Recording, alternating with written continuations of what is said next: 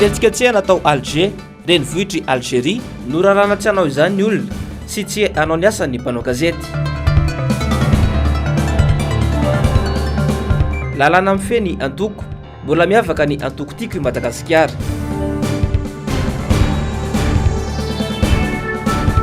Sendikan'ny PARAMEDY eto Madagasikara mbola tsy hovahy ny olana, iamafy ny tolona.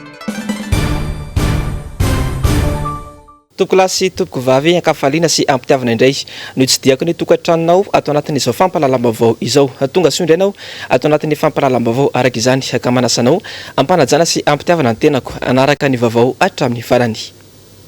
Vaovao avy any Alger avy hatrany ary no antsika manokatra ny fiarahana amin'ity arivariva ity. Nosakana ny tompon'andraikitra ny fidinana andalambe ampilaminana saika atao mpianatra omaly. Nisy avy hatrany moa ny fisamborana ary mpanao gazety maro ihany koa no nalaina ambavany nandritra ravira zava-maina toky ramarla. Intelo izao no nosakanana ny fihetsiketsehana ataon'ireo olom-pirenena ao Alger. Nanapa-kevitra nampiatra ny teny nomeny ny minitry ny atany Algeriana izay nandrara ny diabe sy ny fisamborana ireo madinika izany. Ho an'ireo mpanao gazety eo amin'ny RSF Reporters Sans Frontières ao Afrika Avaratra, mpanao gazety 10 no nosamborin'ny polisy omaly. Nivoaka ny taondra avokoa moa izy ireo saingy tsy nahazo valiny mazava tamin'ny tompon'andraikitra ny antony isamborana azy. Araka ny fantatra, ny anjara ireo mpanao gazety ireo tsy hamoaka mahakasika ny fihetsiketsehana ataon'ny mpianatra no takiany tompon'andraikitra. Ny antony fanjakana Algeriana avy hatrany moa ny RSF mba tsy andrahoana mpanao gazety ara-mila azy ireo nao ny asany ankalalahana. Naneho ny heviny ihany koa ny firenena amikamba namalona ny zava-mitranga ary miantso amin'ny fanajana ny zon'olombelona sy ny fankalalahana maneho hevitra. Ankoatra ireo voasambotra androany, navoaka ireo voasambotra tamin'ny herinandro lasa saingy noterena no soniny taratasy izay milaza fa tsy andray anjara na fihetsiketsehana intsony ireo olona ireo. Nampatsy moa ny minitry ny atitany fa mila fampahafantarana melony fanaovana fihetsiketsehana ny Irak. Manoloana izay nanova pakady ireo mpanao fihetsiketsehana nanomboka ny izo mateo ialana misakandalana sy ny sisa. Hatreto olona 70 mahery no efa any am-ponja amin'izao misy ifandraisana amin'ny hetsika Irak. Marina fa ny taona 2014 no efa niforony tao Alger ny Irak izay mangataka fiovana amin'ny fitantanana ny Algeria indrindra ny politika ary efa tsy nanaiky ny alo eo amin'ny fitondrana ny Filo Abdelaziz Bouteflika izay efa nitondra nandritra amin'ny fitaom-piasana indimy sesy. Mba manao ahoana ny eto Madagasikara raha ny olom-pirenena mihitsy no mitaky ny fahafampanao gazety manao ny asany toy izao mitrangany Algeria izao. Hozaka mitondra ve izany eto amintsika aloha va manao hevitra amin'izao fitondrana izao dia vosiketa manakirotana sy hompanonga mpanjakana na kosakana ho an'ny fampandrosoana. Ny anao manjery mpanjakana moa dia giazan'ny fanjakana ka tsy mitovy ny zony samy malagasy. Ny LALANA alarina 2.4 tsipika 3.20 ao amin'ny 7.20 dia mametraka mazava ny fahafahany rehetra miakatra amin'ny anao manjery mpanjakana ary mitovy ny anjara-pitenenana. Amin'izao anefa ny fanjakana dia tsy mampiatro io lalàna io satria lanana mifeny mpanohitra kanefa isika firenena mandala demokrasia. Ny mpanao gazety rahateo dia ampiadina ary itsabany ministera piay. Ny rafitra maleo tena misahana izany asa izany ny lavitry ny mpanao gazety. Marina fa tafiditra ao anatin'ny politika mpanjakana ny asa fanaovana gazety amin'ity fitondrana ity kanefa asa tokony maleo tena izany. Anjara mpanao gazety anefa ny mandanjalanja izay tokony avoaka na tsy na manakirotana. Voatotoana ny fahafana maneho hevitra eto amintsika izay zo mifandraiky amin'ny 1.10 sy 2.20 ao anatin'ny lalam-panorenana. Intelo miantaona nangataka fahazondalana ny député Tim vao afaka nanao tatitra. Ny 20 febroary lasa teo izao dia narangarangatra amin'ny mpitandro filaminana sy ireo fitaovam-piadiana. Ny 20 aprily teo kosa norarana ny anao manjery samihafa andefa fandaharana metrika politika ka tafiditra tamin'izany ny fandaharana miara-manonja. Eran-tany izay raharaha afen'ny fanjakana no tena avoaka ny mpanao gazety fa ny eto amintsika izay tiany no asongadana. Amin'izay tsy mivoaka ny marina sy ny tsy fahombiazan'ny mpitondra, tsy mananjoa lalana zava-misy marina vahoaka afa-tsy izay lazain'ny mpitondra ihany. Vaovao ny fahasalamana kosa indray dedeo tanterana aminao ary ny fivoaran'ny valanan-retina coronavirus eto Madagasikara tamin'ny andron'ny omaly boka tamin'ity androany ity. Ho an'ny andro ny talata 2 Mei 2020 dia enina indray no maty ary 7 amzato ny tranga Covid-19 vaovao voatidy manerana ny nosy tamin'ny fitiliana 7 izay natao tamin'ny omaly. 7 kosa ny teto Analamanga, 13 Matsiatrambony, 7 Alotramangoro, 8 tany Diana, 2 tany Atsinanana, 2 Vakanakaratra, 2 Atsimo Atsinanana, 2 tany Androy, Ankatso, 7 Analanjorofo, 4 tany Menabe, 9 kosa ny tany Atsimo Andrefana. Amin'izao fotoana izao dia misy 5,750 ny olona mbola manaraka fitsaboana amin'izao fotoana izao, ary raisy 300 no anatin'ny tranga fahasarotana na ilay antsointsika hoe forme grave. Vaovao ny fahasalamana izay hatrany dia nampiantso mpanao gazety teny Analakely teny androany ny SENDIKANNY PARAMEDY eto Madagasikara. Ankoatra ny hetsika izay ao ataon'izy ireo mifankalazana ny andro ny infirmiera tamin'ity androany ity sy ny andro ny farany herinandro ny PARAMEDY komo, dia maro ihany koa ny fitakiana izay mbola andrasan'izy ireo vahaolana avy amin'ny mpitondra fanjakana. Tatitra amintsika izay vaovao izay Anjavandriamaefa teo amin'ny rindra-tsary ny Andry Rakotomalala. Mbola tsy voazy amin'ny ankapobeny ny Madagasikara, hoy Albert Jerso, filohan'ny SENDIKANNY PARAMEDY eto Madagasikara. Hatramin'izao mantsy dia mbola maro amin'ireo mpitsabo mpanampy eto Madagasikara no misedra mafy ary mbola tsy nisitraka ny zo izay tokony hosotrahan'izy ireo, izay efa nanaovan'izy ireo hetsika sy fitakiana hatrany ka mbola tsy nahitambokana hatramin'izao. Izy ireo anefa tena mitakosina sy mandray an-tanana ny marary, indrindra ao anatin'izao ady amin'ny valanaretana izao. Tsy ampy anefa ny fitaovana nanipy entana miaro ny vatana. Tsy hijanona fotsiny amin'izao ny fitakiana fa hisy indray ny dingana hafa izay ho ataon'izy ireo. Ny fanohizana sy ny fanafainganana ilay fitakiana ka nanaovana dinka teny Ambotsoroatra tamin'ny 17 ny volana Febroary lasa teo. Zany hoe anantona amin'ny ministera ny vola sy ny teti-bola ary ny toe-karena izahay hitondra ny fanatanterahana zany ny malina ny valim-pitakiana nataon'ny PARAMEDY tamin'izany fotoana izany. Faharoa dia ametraka doléance sy requête izay mahakasika ny fanitsakitsahana ny zon'ny PARAMEDY indrindra izay ao apetraka eny any amin'ny primature, any amin'ny ministère fopy sy ny ministère fahasalamam-bahoaka, ary anao tatitra izay any amin'ny rafitra iraisam-pirenena misahana ny asa zany toy ny BIT sy ireo mpiaro ny zon'olombelona isan-karazany. Teboka fahatelo dia ny itakinay ny PARAMEDY rehetra manerana Madagasikara ilay prime exceptionnelle Covid. Izany dia ho atao toy ny nanaovana azy tany Fianaratsoa oto Matsiatra. Izay nozaraina ho an'ny rehetra ny prime ary samy misitraka an'izany daholo ny mpiasa ny fahasalamana rehetra tsy akanavaka. Ankoatr'izay, takin'izy ireo ihany koa ny fampiarana ny lalàna 3 mikasika ny takapobeny mifehy ny mpiasam-panjakana ka ny 13 amin'izany no nasongadin'izy ireo. Ny 14 izay ny fitondram-panjakana iantoka ny fitaovana ahafahan'ny mpiasa ny fahasalamana miasa satria tsy pianay fa mbola tsy ampy ny epia manerana Madagasikara hatramin'izao androan'izao. Ny 17 izay manerana ny fanjakana iantoka ny saram-pitsaboana ny mpiasa ny fahasalamana rehefa marary.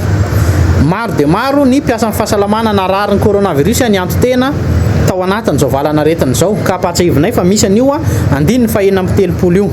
Ary farany dia ilay 17 izay rehefa misy ny fahalavon'ny mpiasa ny fahasalamana na ny mpiasam-panjakana anankiray dia misy zoa maromaro misokatra ho azy. Androany 12 ny volana Memo no andro iraisam-pirenena ho an'ny infirmiera ary ihany koa andro faran'ny herinandron'ny PARAMEDY eto Madagasikara. Fa tonga nametraka taratasy fitoriana teny anivon'ny pôle anti-corruption 17 hektara androany ny mpisolo vava any RAVO NAMBININA RAMASOMANANA. Ny tena moa izay nilasa ho mpiasa ny fahasalamana ka nanatsikafina sy nanao ampamoaka maro mikasika ny fanodikidinam-bola ataon'ny mpitondra fanjakana. Ary ao ny fanadihadiana nataon'ny Anjavandriamaefa teo amin'ny rindra-tsary ny Andry Rakotomalala. Herinandro maromaro taorian'ny ampamoaka nataon'ny RAVO NAMBININA RAMASOMANANA ilay nilaza ho mpiasan'ny fahasalamana nanatsikafina sy nanao ampamoaka maro mikasika ny fanodikidinam-bola misy teo anivon'ny ministera ny fahasalamana dia niroso tamin'ny dingana mafimafy androany ka tonga nametraka taratasy fitoriana ho an'ireo tompon'andraikitra rehetra voasaringotra ao anatin'ity raharaha ity ny mpisolo vava azy teny ampaky na ny fitsarana miady amin'ny kolikoly. Ny fandehan'izy ity mantsy dia izao tamin'ny fotoana nahitany olona io an'ireo zavatra heverina fa tsy ara-dalàna maro be ireo dia nanantona organisation anankiray izy mitantara sy nitondra ny heverina fa pirofo amin'ireo zavatra nambaran'ireo dia taty aoriana tsy natsikaritra izy zany atao tsy mandroso ny dossier izay no fahitany azy izy anefa tratran'ny ilay aretina Covid-19 dia nahita ny fijaliana nahazo azy mandritra ny izy narary iny zany noho ny tsy fisina fanafody sy ny fahasarotana rehetra dia nanapa-kevitra izy hoe izy mihitsy no namoaka ny zavatra fantany tany anatin'ny tambazotra tserasera ka everiko matoa izy efa nasahana anao an'izay premier pas zay dia mino afa vonina hiatrika hatramin'ny farany sy hamoaka n'ireo le profo any am-pelantanana izy. Raha mifanazavana trany dia orian'ny androany faharoa folo ny volana May no tokony hamaly ny fampetsoana azy eny anivon'ny cybercriminalité Toboratsy Mandrava i RAVO Nambinina.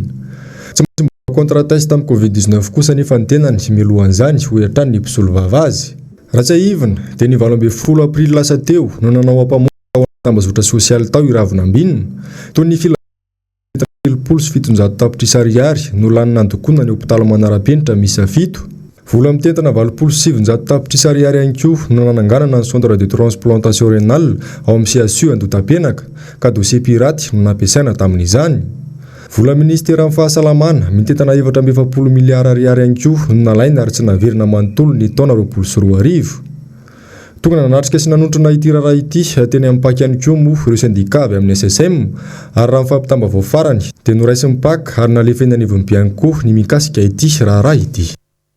Eo amin'izay vaovao izay trany hedina nantanteraka valandresaka ho an'ny mpanao gazety tena Analakely teny ihany koa androany ny syndikan'ny mpiasa ministera vola na ny SMMV teboka maro moa nasongadin'izy ireo tao anatin'izany. Njavandre Mahefa sy Andry Rakotomalala atrany. Amin'izao ady amin'ny valan'aretana Covid-19 izao dia nivoaka tamin'ny fahanginany androany ny syndikan'ny mpiasa ministera vola SMMV izany. Teboka telo lehibe no nasongadin'izy ireo tao anatin'izany ka nanaovan'izy ireo izao fanambarana izao. Voalohany mbola misy ihany ny mpiasa ao amin'ny sokajy atao hoe marefo ny terena iasa na dia ho aza ny tenin'ny filoha. Misy mihitsy ny mpiara-miasa nefa lasa nodimandry koa takinay ny fampitsaharana izany. Manoloan'izany satria maty ny valan'aretina Covid-19 teo am-perinasa izy ireny ary niteraka fikorotanana eo amin'ny fiainam-pianakaviana izany dia mangataka izahay ny mba hijeren'ny fitondrana manokana azy ireny mba hisin'ny remplacement numérique ho an'ny ireny olona ireny zany. Faharoa, miantso ny filoham-pirenena izahay mba handray andraikitra sy fepetra entitra ho an'ireo tompona andraikitra ambony mbola nanome ny fanomezan-dalana ireo sidina mbola niditra teto Madagasikara izay loza mitata ho an'ny mpiasa sy ny vahoaka malagasy toy ny tamin'ny sidina ZS 0FD avy any Afrika Atsimo izay nigadona tao Antsiranana tamin'ny 3 ora sy fefany tolakandro ny zoma fahafitony volana May lasa teo. Fahatelo, ao anatin'izao fivoriana ara-potoana ataon'ny parlementa roa tonta izao dia takina ny anafangainana sy ny anavaoza akapobean'ny mpiasam-panjakana na ny statut général des agents publics izay efa voadinika tamin'ny atelier natao ny 9, 10, 10 ary ny faraka amin'ny 10 volana Desambra lasa teo 24 lasa teo tao amin'ny hôtel Colbert. Isan'ny tokony mba ho tafiditra amin'izao fotoam-pivoriana ara-potoana voalohany izao izany. Noho izany rehetra izany dia angatahan'izy ireo ny ampiarana ny lalàna sy ny hevitra rehetra tapaka ao anatin'ny filan-kevitra ministra ary amafisin'izy ireo ihany koa ny fangatahana fionana amin'ny filoham-pirenena izay efa napetraka ny volana Aogositra 2024 izay mbola navaozina ny volana Janoary lasa teo. Ny vaovao tselatra kosa indray dia marary mafy ary ao anatin'ny tranga fasarotana na ny forme grave ny tontolon'ny fizahantany eto Madagasikara ireo mpisehatra amin'izany lanja sora-baventy tamin'ity androany ity mitaky vahaolana maritra ny sokafan'ity sehatra ity ihany koa ireo mpiatsehatra amin'izany. Misy amin'izy ireo ihany koa no mangataka ny anokafana ny sistany idiran'ny mpizahantany efa vita vaksiny eto Madagasikara. Vaovao avy any Andoharanifotsy kosa indray dia namoaka noty ny commune Andoharanifotsy fa tsy maintsy lokona orange na lokom-boasary avokoa ireo tsena rehetra manamorona lalam-pirenena fahafito manomboka izao araka ny toromarika ny fiadidiny ny commune. Fotsy kosa ny lokon'ny varavarana rehetra. Ny 12 martsa lasa teo ny fantatra fa nanatanteraka fivoriana ny teo anivon'ny commune ary nanapaka izany. Vaovao ny finoana kosa indray silamo ary tsy miasa araka ny voalazan'ny taratasy laharana fa 420 220 tsipika FSM tsipika CA tamin'ny 12 May 220 izay nataon'ny filohan'ny filan-kevim-pitantanana ny fikambanana silamo malagasy dia mamaritra sy manamafy ny datin'ny 13 May 220 dinoraketina ho andry ny Eid ul Fitr izany hoe ambara fa tsy hiasana nefa andraisaka rama. Namoaka ny fampahafantarana moa ny ministeran'ny asa ny fampananana asa ny asa-panjakana ary ny lalàna sosialy tamin'ity androany ity. 12 Ny vaovao maresaka iraisam-pirenena kosa indray dia ny aina atao anatin'ny tahotra indray alina ny vahoaka israeliana sy ny palestiniana ary mbola nitoy mandraka ity maraina ity moa ny zera-bomba tany antoerana. Ravra Safimaina, Toky Ramarla. Bethléem, Jérusalem. Ny famaly tamin'ny zera-bomba ny palestiniana sy ny israeliana alina tao anatin'ny 2 andro. Palestiniana 530 izay nisy zaza 12 isa no namony ainy, 5 kosa ireo namony ainy ankoatra ireo naratra mafy tany amin'izareo israeliana. Le quartier des Murailles izay no anaran'ny tolona entin'ireo miaramila israeliana. Nampiasaina avokoa ireo mety ho fitaovam-piadiana mahery vaika toy ny avion de chasse ny angidimby ka tao Gaza izay misy mponina roa tapitrisa tsy afaka niaritena no nizy eran'izany. Naritra alatra mangiran-dratsy ny zera-bomba na tany amin'ny andany na tany amin'ny ankilany.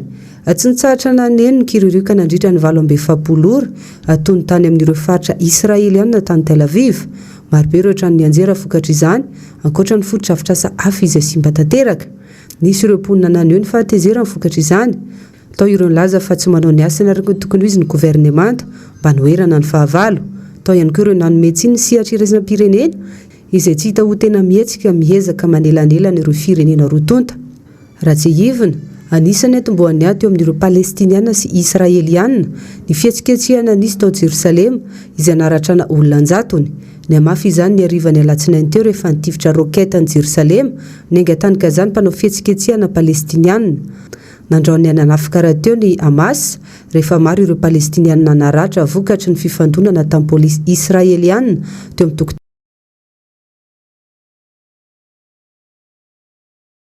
miaramila israeliana izay niafara tamina fahafatesana sivily marobe.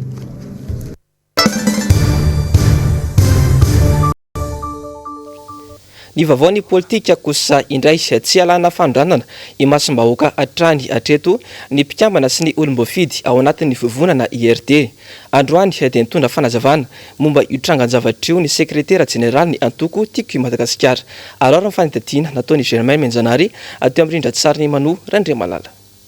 Nanapa-kevitra ny teo anivon'ny anteny miram-pirenena fa ho atao mivantana eny amin'ny CCI vato ny fionana eo amin'ny solom-bavam-bahoaka sy ny mpikambana ao anatin'ny governemanta amin'izao fivoriana ara-potoana izao. Ireo solom-bavam-bahoaka voafidy amin'ny alalan'ny Antoko tiako i Madagasikara moa dia efa namerimberina hatrany fa tsy mety ny fivoriana ampitahin-davitra. Raha ny fantatra aloha ny anton'izao fanapahan-kevitra izao dia misy fifandraisany amin'ilay solom-bavam-bahoaka izay manoana fitondrana ny takokota ho an'ny mpiasam-panjakana nandritra ny fifaninana fidirana polisy. Taorin'izay mantsy dia nisy ny fanapahan-kevitra izay noraisina amin'ny fanapahana ny fandefasana mivantana io fivoriana io ao amin'ny tambajotra serasera Facebook. Ny tsikaritra dia tsy misy lalàna mifehy azy ny IRD any ka samy manao izay saim-patany ny olona ao anatiny. Io zany ny ohatra dia miainga avy any amin'ny lohany foana. Rehefa vao ny lohany manaja ny disiplinina dia manaraka ho azy ny rehetrarehetra. Fa raha ny lohany tsy manaja an'izay dia mazava ho azy goragora ny rantsana rehetrarehetra eo ambaniny. Ka izay ny ataoko hoe jarantsika nijery hoe tena manaja ny disiplinina ve? Raha tsy teny ohatra tsika hoe lalam-panorenana ve? Voahaja ve zany eto amin'ny firenentsika? Satria betsaka ny zavatra fitarainana na ataontsika hoe ny séparation de pouvoir voahaja ve zany? Zany fitsipika tokony arahany rehetra zany. Zay ny atao hoe disipline. Antoko manana ny maizy azy ny Antoko tiako i Madagasikara ary mbola miavaka raha eto Madagasikara amin'ny fampiarana izany disipline de parti izany. Ny antokonay tena miaina tanteraka ao anatin'ny disiplinina mihitsy satria ny filompanorona ny antoko tena ataontsika hoe olona disipline ary sarotiny amin'izany disipline izay.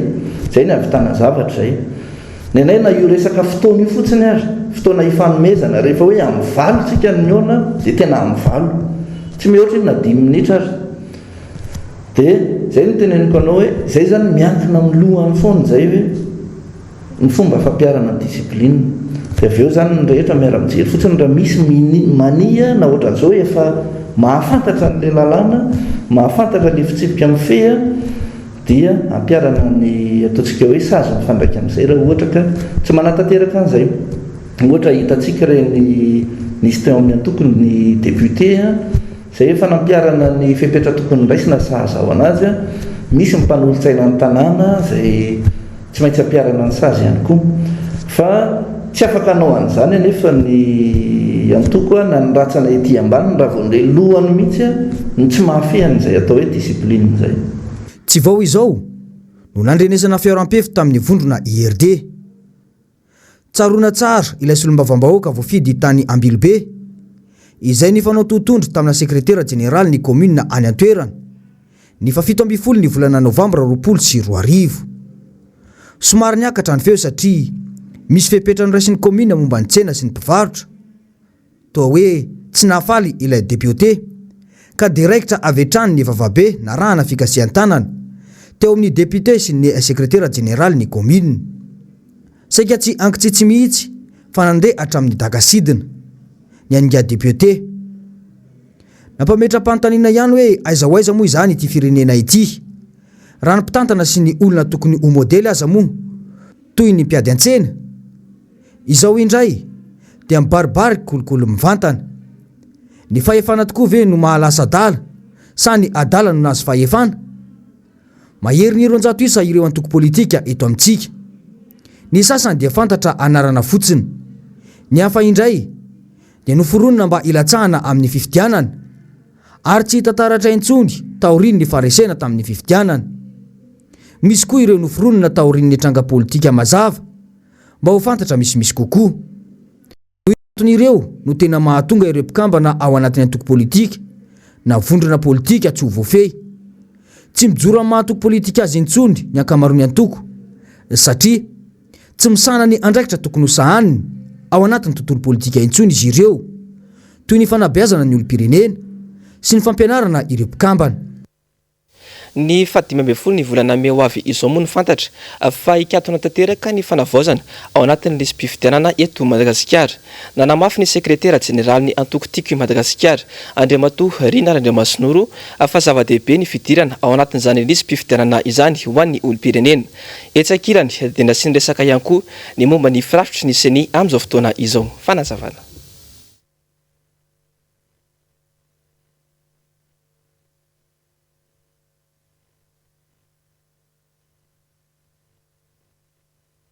Anisantsika ny vaovao kosa indray dia tsy alandromiromo mihitsy ny sehatry ny fanabeazana eto Madagasikara indrindra tao anatin'ny volana maro izay fitakiana tsy fitakiana eroa mpanao politika sady solombavam-bahoaka iray ary tale jeneraly ny ministera ny fanabeazana teo aloha no niresaka tamin'ny Jessica Miray sy Tahirinena mikasika izay fanetetiana.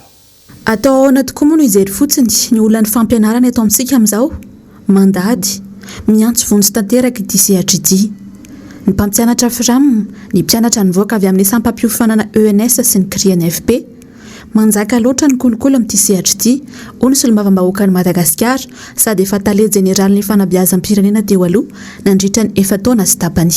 Efa tsy rariny intsony, efa tsy mandeha amin'ny zelony ny fampianarana ny maître frama tsy mena ny karama mikorotana ambony ambany ny programa ny politika amin'ny fanabeazana sy ny politika rehetra eto Madagasikara indrindra fa ny fanabeazana ary reo olona dia nianatra reo sortant ny CNFP sy ny UNS tokony priorisena ny recrutement reo satria tsisy lamina matipaika ao anatin'io ministera ny fanabeazam-pirenena io be da be ny kolokolo mandeha tao anatin'io ary zany isan'ny voalohany nampibaribary an'izany mba tokony isy mangarahara ataovy amin'ny rariny sy sinitsiny izany.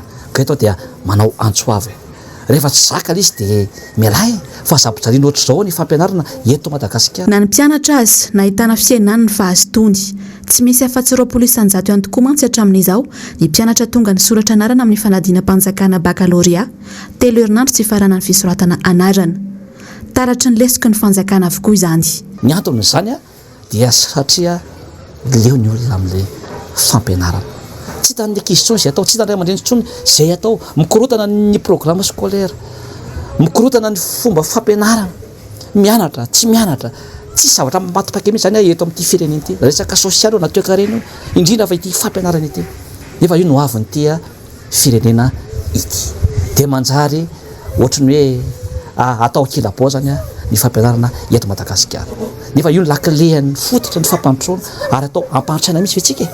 Atao mihitsy hoe sy abado an'ity vahoaka malagasy ity manao antso avy any koa moa ity solombavambahoaka ity ny tokony anaovana ny mpampianatra sy ny mpitatitra ola ara-pahamiana amin'ny fanaovana vaksiny. Miantso any koa moa ny tenany ny tokony hijerena fanampiana mandritry ny fiboana ny farany herinandro. Marina fa ireto farany dia efa tsy voafaritra amin'ny sokajiny olona ho atao vaksiny. Fa efa vonina moa ny sary mirakitra ilay fanazavana nentin'ny sekretera jeneraly ny Antoko Mateo Andriamatoa Rina Randriamasinoro mikasika indrindra ilay lisy mpifidianana. Andeha raintsika ary izay fanazavana izay. Androany dia mbola manararoatra zany manentana ny olom-pirenena hoe samy mijery ny anarany any anivon'ny lisy mpifidianana satria adidinao zany ary andraikitrao. Ary ny fandraisana andraikitra voalohany eto amin'ny firenena dia ny fahaizana mametraka ny olona izay tena tokony hitantana sy hitondra ny firenena. Anjaranao zany ary adidinao dia tokony ho dia efa ny tsirairay avy. Fa ny tiako marinana ao anatin'izany nefa dia izao. Na mikatona ary izay lisy mpifidianana izay hitantsika ny zavatra nilazainy ny teo anivon'ny seny mahakasika ny doublon.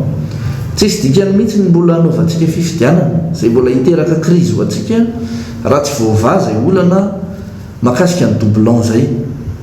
Betsaka ny fitoriana efa natao, betsaka ny fanadihadiana, fa hatraiza izao ny toy an'ireny. Ary inona ny fandraisana andraikitra mifandraika an'izay ka manana didy zany izao na ny mpitondra anazava ny vahoaka hoe aiza ny mahakasika an'izay doublon izay na ny aty anivon'ny fanoherana ihany koa mbola manana didy tsy maintsy mitaky ny sy ny fanazavana sy ny mangarahara ao anatin'izay lisy mpifidianana izay. Zay vao afaka mirosa ao anatina fifidianantsika. Zay ny mahakasika ny lista fotsiny izay. Fa ny fanatanterahana ny fifidianana mihitsy fikarakarana fifidianana amin'ny ankapobeny dia izao le rafitra tena mila jerena. Mahaleo tena tokoa ve le seny. Raha tsy milaza tsika ny CED izay eny anivon'ny distrika, iza no mibaiko anazy. Zany zavatra zany mila jerena daholo mihitsy zay tsika vao afaka miresaka fifidianana indray amin'ny 2023. Fatotosa ny farany herinandro teo kosa ny fampahafantarana tamin'ny fomba ofisialy ireo birao mandrafitra ny RMDM ao amin'ny faritany Tomasina ka anatin'izany ny faritra Atsinanana, Aloatra Mangoro ary Analanjorofo sy ireo anivon'ny distrika ny Tomasina voalohany sy faharoa. Nanamafy ny amin'ny tokony tsy hanakena intsony ny tsirariny ireo tompon'andraikitra nandritra ny fandraisam-pitenenana MBS Tomasina. Tapitra hatreo ny fahanginana manoloana ny fiazakazaky ny toetra iray eto amin'ny firenena raha ny nambarany filoha hevitry ny RMDM amsahana ny faritany Tomasina. Tafiditra tanteraka ao anaty fantrana lalina i Madagasikara ary mbola tsy misitraka akory ireo fampanantenana nolazain'ny mpitondra ireo vahoaka sahirana raha ny fanazavany. Manginy fotsiny moa ny fanampitehana ireo fotodrafitrasa efa mijoro tany Tomasina nanomboka ny farany herinandro teo. Manao antsoavo araka izany ny eo anivon'ny RMDM Tomasina mba hasahiteny sy hanohitra ny tsirariny misy eto Madagasikara ny olom-pirenena tsirairay. Ny fijalian'ny vahoaka ny fahasahirana ny isan-tokantrano, ny fanodikidinana ny harem-pirenena izay ataon'ny fitondrana misy amin'izao fotoana izao. Tsy eny amin'ny fitondrana fohy be ihany fa hatraty anivon'ny faritra. Lasa valala voasambo ny vahoaka malagasy. Tsy misy antenainy, tsy misy samy teny ny tsy fanjariany raha misy aty anivon'ny faritra ny vahoaka. Manao antsoavy ihany koa zahay ho an'ny vahoaka ny Tomasina ray manontolo. Tongava ho anareo izay mbola matsapa fa mbola tsy tonga anatin'ny volaninareo any ilay vely rano nataon'ny fitondram-panjakana tamin'ny fotoana ambiny. Fantatray fa mbola tsy tonga any tokoa le izy satria fampadrina drisa fotsiny, fampanantenana pokaty mbola tsy tonga ty anaty volanitsika le raha. Vao maika izao ampiny ty valinaretina Covid-19 ty asa fotsiny. fansongadina nandritra ny fandarana miara-manonja androany ny toerana misy any Madagasikara eo amin'ny lafiny ara-toekarena ka tafiditra ao anatin'izany ny fantrana lalina iana ny vahoaka malagasy noho ny afitsoko ny mpitondra fanjakana samy fandray amin'izany fantrana eto amintsika izany avokoa na ny momba ny valanaretina Covid-19 na ny momba ny vaksiny ary ny andavanandro mponina raha ny fanao-kevitra ireo solombavambahoaka sy mpanao politika tao anatin'ny fandarana miara-manonja tamin'ity androany ity arora ny famitinana izay etiny namana mpanao gazety nambitso verisitraka ateo amin'ny rindra-tsary ny toky Ramarla. Any amin'ny laharana fahavalo ambin'ny folo voahity Madagasikara raha ny filarana navoaka ny teo anivon'ny banky iraisam-pirenena eo amin'ny lafiny arikarena eo amin'ny samy firenena amin'ny teny frantsay no asindresaka. Ilaina ny politika matipaika mba hampandroso ny firenena indrindra eo amin'izay lafiny ekonomika izay. Ahafahan'ny firenena mahazo tombotsoa betsaka izany raha toa ka tena arahana tsakany sy andavany. Manoloana io filarana ambany dia ambany io moa dia mahatsiaro manana didiny avy amin'ny antoko-panohitra amin'ny fandraisana andraikitra eto amin'ny firenena mba tsy ho latsaka katerena noho ny ataon'ny mpitondra raha ny fanazavany solombavambahoaka ny Madagasikara. Tsy amelan'ny vahoaka malagasy mianja dingidin'ny fiainana vokatry ny tsy fahaizanareo ny aty amin'ny fanoherana. Fa tsy maintsy andray andraikitra manoloana an'izany. Zay ny atao hoe politika. Manana didy ianao amin'ny fandrindrana ny rafi-piarahamonina misy ianao. Fa tsy sanatria andrasanao hivarina ny akady daholo ny vahoaka malagasy vao hitsangana ianao hoe hay misy mpanohitra eto. Zany nefa ao anatina paikady matipaika sy tsara rindry zany. Mizaka ny tseraniainy ny vahoaka manoloana ny fahasairanana andavanandro sy ny fitantanana isan-karazany na eo amin'ny fitadiavam-boly zany na eo amin'ny aretina na eo amin'ny vaksiny na eo amin'ny fatahorana ny mety avian'ny variant avy any any indray. Variana amin'ny fiatsakazahana manenjika ny fandrosoana ny ivelana nefa ny fitondram-panjakana ka ny fananganana ireo karazana bildina sy fanovana ny tanàna anana endrika mitovy any any ivelany fa tsy mitsinjo akory ny sosialim-bahoaka raha ny fanazavana. Tsy tao anatin'ny fampilezan-kevitra any no resahana an'iny hoe hiakatra apindram-bola ankombaoko sika fa na dia efa tao anatin'ny arety mandripaka n'izao tontolo izao zay mbola nisy fotoana nafahana ny teny ihany ny mpitantana firenena ny hoe anondra na aritemezatsika ary io ny ampiakatra ny ekônomia antsika. Aleo mamboly aritemezato zay mamboly vary. Akoatr'izay hoe tsy fahitan'ny mpitondra ny ainan'ny vahoaka malagasy izay dia taratra ny fandraisana fanapahan-kevitra ho an'ny firenena tamin'ity fitondrana ity any ka mitana ny vodilaharana hatrany na eo amin'ny sehatry ny toekarena izay efa namafisin'ny solombavambahoaka Fidèle RAHARAHA na eo amin'ny seha-piarena sy ny sehatry ny fahasalamana. Porofo mivaingana amin'izany ihany koa ny fanafarana ny vaksiny izay efa tratra aoriana loatra lany amin'ny fisehosehoana ny fotoana hoy ny fanazavana. Asa tsy fantatra ny antony na hoe raha ny fijeriko dia mbola ho ainony ianareo. Karazany reny tamin'ny taona lasa reny zany reny zava-nisy fampisehoana fisehosehoana fandaniana vola tamin'ny fampahafantarana ny CVO. Fa mialohan'ny isarahantsika ry tompoko lahy sy tompoko vavy dia ampahafantarana ary ampatsahivina ianao ny amin'ny fisian'ny fandarana manokana izany hoe fampivavahana rahampitso maraina amin'ny 7 ora sy sasany maraina eto amin'ny MBS izay karakarain'ny vokariny fohy be FJKM iandraiketan'ny departemanta amin'ny fiangonana totosain'ny afifaba FJKM ary tsy nisy niakatra ho any an-danitra afa tsy nidina avy tany an-danitra dia ny zanak'olona avy tany an-danitra ajaona toko fatelo andiny ny fatelo ambin'ny folo.